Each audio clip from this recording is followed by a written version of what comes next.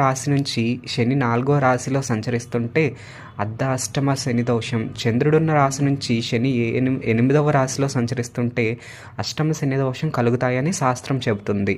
ఇలా ఏర్పడే అర్ధాష్టమ అష్టమ ఏలినాటి శని దోషాల వల్ల వ్యక్తులకు ఏకాగ్రత లోపం, వాహన ప్రమాదాలు, పెద్దల గురించి ఆందోళన, చంచలత్వం పెరిగిపోవడం, ఆరోగ్యంలో చికాకులు వంటివి ఏర్పడతాయి.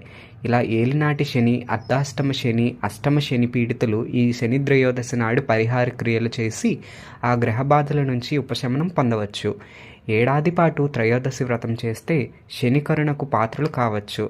న్యాయ వివాదాలు, శత్రు, రోగ, రుణ బాధలు తగ్గుతాయి. ఈ వ్రతం చేసేవారు త్రయోదశులలో ప్రదోష కాలంలో శివపూజ, నక్త భోజనం విధిగా చేయాలి. నా వీడియో నచ్చినట్టయితే లైక్ చేయండి, షేర్ చేయండి, కామెంట్ చేయండి. అలాగే సబ్స్క్రైబ్ చేయడం మాత్రం మర్చిపోకండి. ఓం నమో వెంకటేశాయ.